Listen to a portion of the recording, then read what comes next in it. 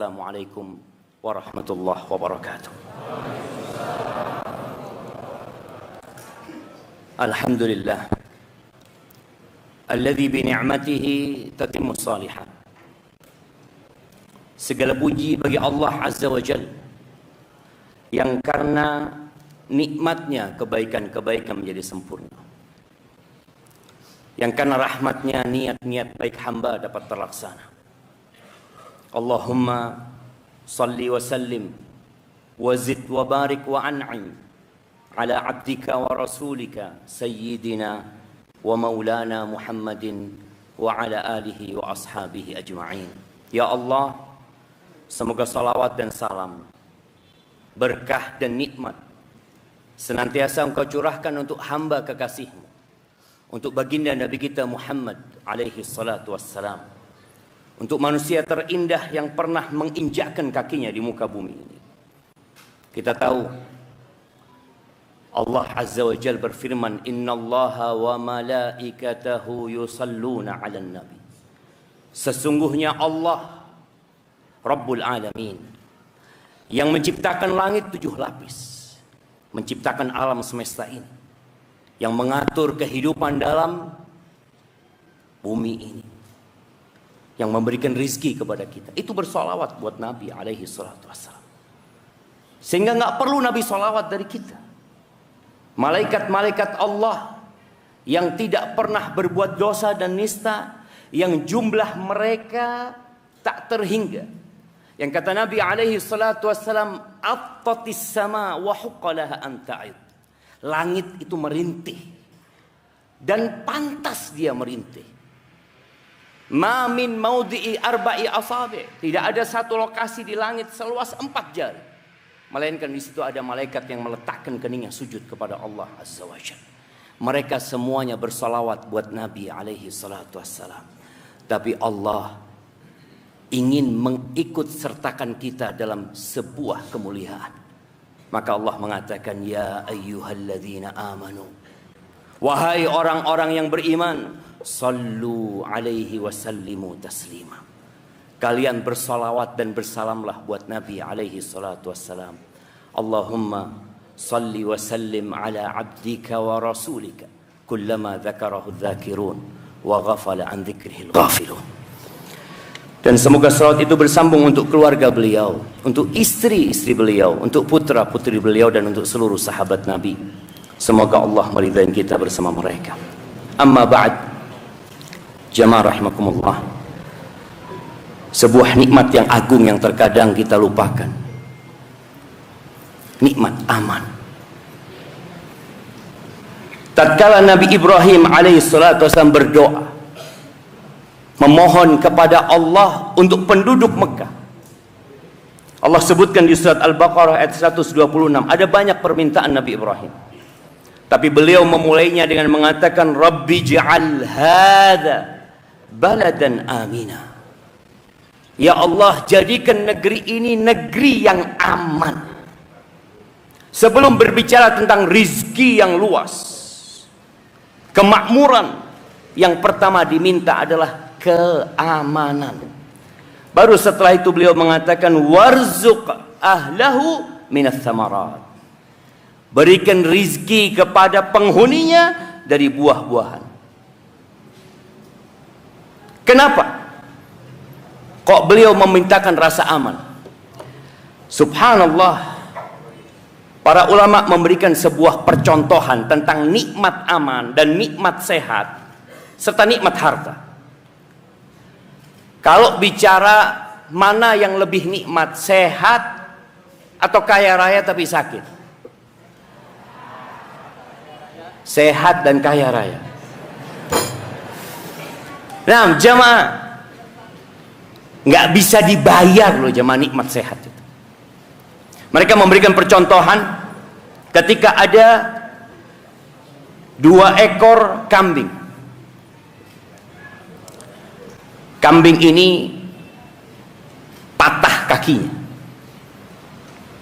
dikasih makanan di sebelahnya jemaah. Kira-kira kambing itu akan makan makanan yang disajikan kepada dia? Dia sakit, tapi dikasih makan. dia masih makan. Walaupun sakit masih bisa makan. Tapi ada kambing yang sehat, dikasih makanan, di sebelahnya diikat seekor serigala. Diikat serigala itu, jemaah. Mungkinkah kambing itu akan makan, jemaah?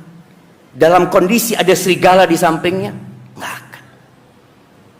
Dia akan mati kelaparan walaupun di depannya ada makan. Karena dia merasa tidak aman.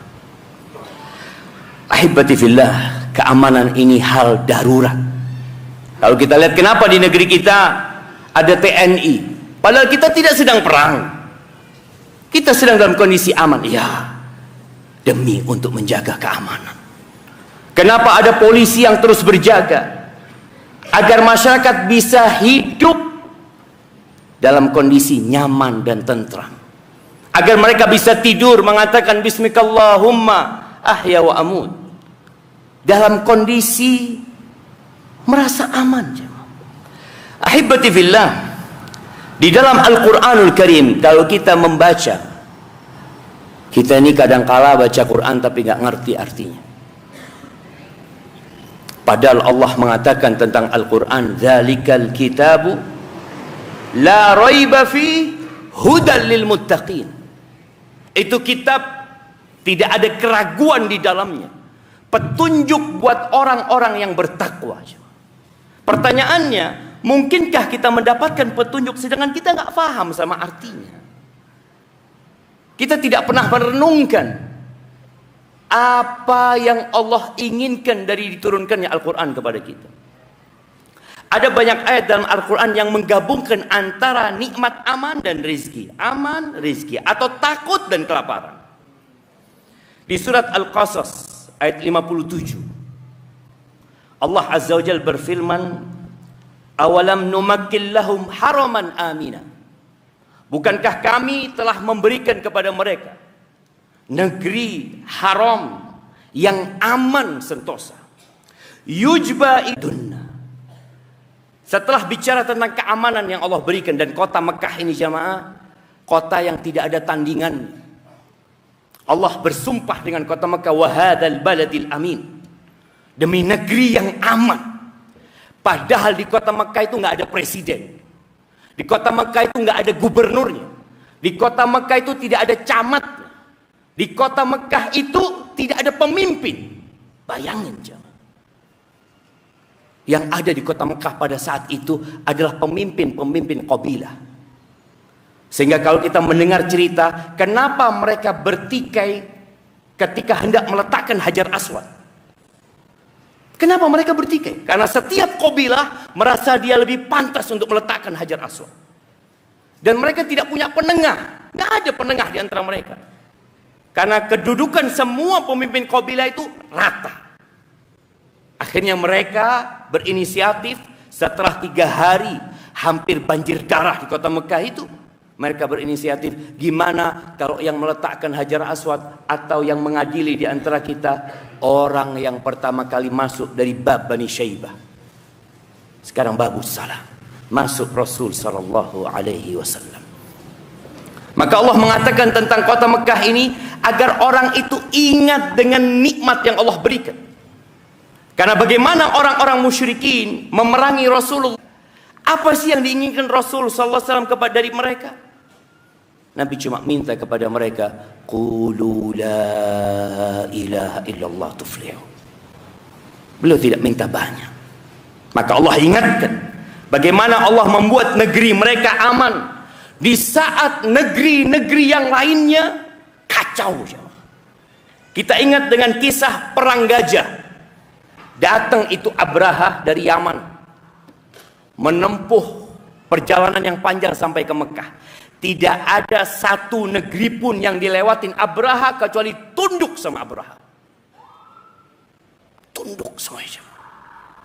Ketika sampai ke kota Mekah, Abraha berhasil mengambil beberapa ratus ekor onta milik kaum Quraisy. Salah satunya 200 ekor onta milik kakek Nabi alaihi salatu wassalam, Abdul Muttalib. Datang Abdul Muttalib untuk menjumpai Abraha. Ketika datang Abdul Muttalib, Abraha ini sangat segan melihat penampilan Abdul Muttalib. Sampai akhirnya turun duduk di bawah bersama Abdul Muttalib. Ngomong Abdul Muttalib ketika ditanya sama Abraha, "Engkau mau ngapain ke sini?" kata dia. "Ya, aku ada urusan sama onta-ontaku yang engkau ambil," kata dia. Abraha ngomong sama dia, "Aku ini datang dalam rangka menghancurkan tempat ibadah kalian, dan engkau tanya kepada aku tentang onta, tentang onta ini." Kata Abdul Muttalib, "Ana rabbul ibil, walil baiti rabbun sayahmih." Aku ini pemiliknya onta. Adapun rumah itu ada pemiliknya yang akan menjaganya. Setelah Abdul Muttalib menjumpai Abraha, dia pulang. Datang ke kaum Quraisy, "Kalian semua tinggalkan rumah kalian. Sudah, kita nggak mungkin bisa menghadapi ini orang."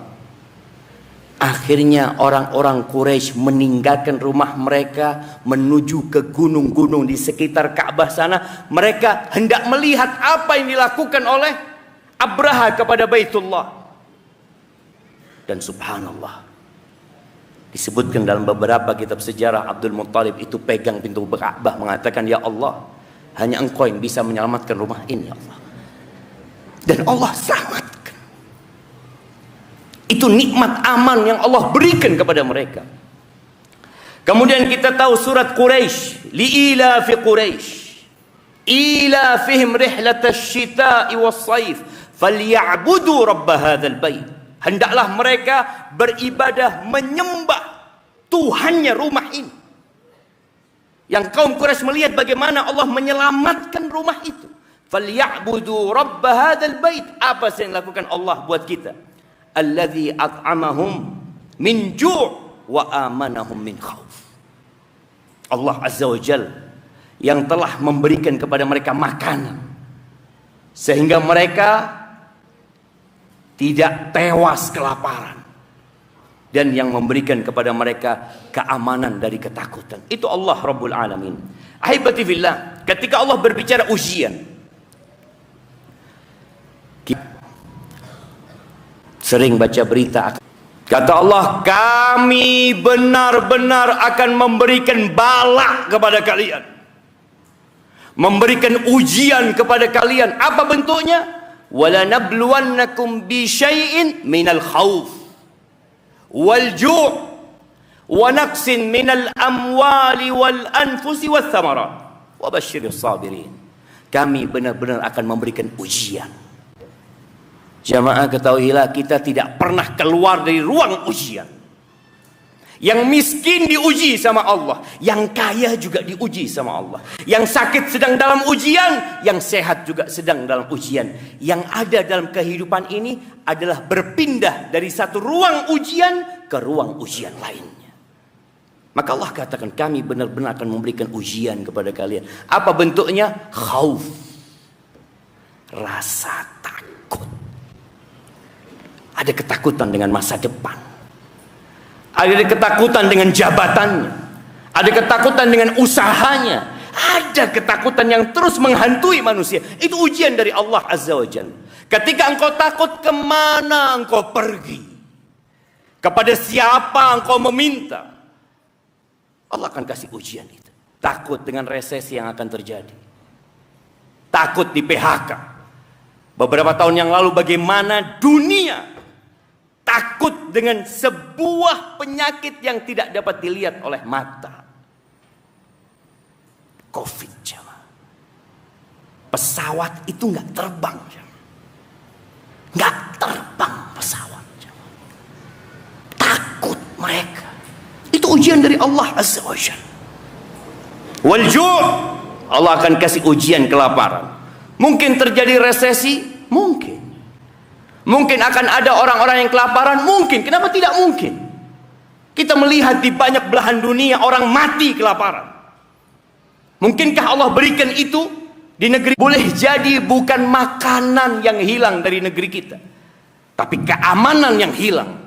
Sehingga ada orang-orang yang tidak mampu untuk makan karena ketakutan dengan kondisi yang ada. Ketika terjadi gempa, orang akan semburat keluar dari rumahnya. Apakah ada satu di antara mereka yang berpikir untuk menyelamatkan hartanya, menyelamatkan uangnya, mengambil makanan yang ada di kulkas? Yang ada hanya nafsi. Hanya diri dia yang ingin dia selamatkan. Maka ingat, ujian itu akan datang. Ketakutan, kelaparan, kekurangan buah-buahan, kekurangan orang-orang yang dicintai, kekurangan harta. Nah, wabasyiris sabirin. Berikan kabar gembira kepada orang-orang yang sabar. Siapa sih orang-orang yang sabar itu? Alladzina idza asabathum musibah qalu inna lillah. Mereka adalah golongan manusia yang apabila tertimpa musibah, nama siapa yang dia sebut? Allah. Dia mengatakan kami milik Allah. Yang mati bapaknya, yang dia ucapkan inna lillah. Gempa terjadi di kota lain, yang dia katakan inna lillah. Banjir bandang terjadi di kampung lain, yang dia ucapkan inna lillah, kami milik Allah. Apa yang terjadi di kampung sana mungkin terjadi di tempat ana, karena aku milik Allah. Allah itu fa'alun lima yurid. Allah itu berbuat apa yang Allah kehendaki. Dan Allah tidak ditanya kenapa dia melakukan itu. Inna lillahi wa inna ilaihi rajiun. Kita akan kembali kepada Allah Azza wa Jalla. Ahibati fillah, kembali kepada nikmat aman. Pernahkah antum berdoa minta keamanan? Kita selalu minta rizki. Kita sering minta kesehatan. Kita sering minta naik gaji, naik jabatan. Ada banyak permintaan kita. Pernahkah antum atau rutinkah antum meminta keamanan kepada Allah Azza wa Jalla? Mungkin nggak kebayang. Rasul sallallahu alaihi wasallam, setiap beliau melihat hilal, kita nih hari ini tanggal 27 insyaallah, 27 Jumadal Akhirah. Bentar lagi kita akan melihat hilal, pertanda kita berganti masuk ke bulan haram, bulan Rajab.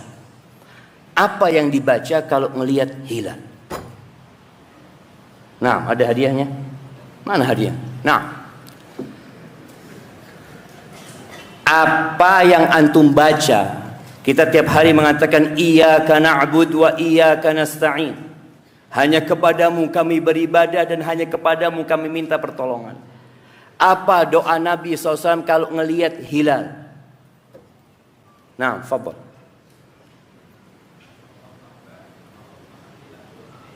Allahumma ahillahu alaina bil amni wal iman wassalamati wal islam.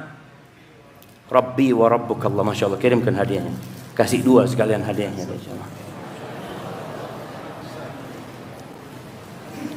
Hadiahnya apa itu? Apa isi hadiah? Jangan dibuka di sini ya. Nah, nanti rebutan teman antum. Rasul SAW mengatakan Allahumma ya Allah ahillahu alaina bil amni wal iman. Bayang, ketika mau masuk bulan baru, beliau mengatakan ya Allah jadikan bulan ini hadir di tengah-tengah kami, bulan ini dengan keamanan. Beliau minta keamanan, wal iman, dan keimanan. Karena kita tahu ketika orang beriman kemudian penuh dengan ketakutan, mungkin dia terfitnah. Kenapa disyariatkan beriman tapi kondisinya menakutkan? Sebagian menjual agamanya. Yang diminta bil amni. Hafalkan doa ini jemaah. Kalau antum ingin keamanan, bil amni wal iman, dan keimanan. Wassalamati wal islam. Minta ya Allah jadikan bulan ini bulan yang penuh dengan keselamatan, penuh dengan nilai-nilai keislaman. Tiap awal bulan beliau membaca itu. Lalu beliau mengikrarkan tauhid kepada bulan itu, mengatakan Rabbi wa rabbukallah, Tuhanku dan Tuhanmu Allah Azza wa Jalla. Karena ada sebagian manusia yang menuhankan benda-benda. Maka beliau mengikrarkan itu. Nanti masuk bulan Sya'ban, antum melihat hilal, baca lagi. Allahu iman wassalamati wal islam rabbi wa rabbukallah. Nanti masuk bulan Ramadan, baca lagi. Itu bukan hanya untuk bulan Ramadan. Ahibati fillah, sebenarnya ada doa yang kita baca tiap pagi dan petang.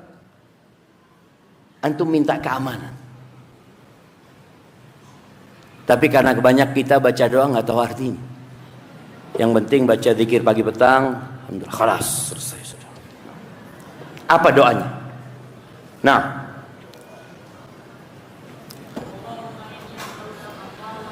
Allahumma inni as'aluka al-'afwa wal-'afiyah. Agar tiap bulan kita minta keamanan, tiap pagi kita minta keamanan, tiap sore kita minta keamanan, karena nikmat aman ini diabaikan sama kita. Kita hanya minta rizki, fulus, harta, tahta, wanita.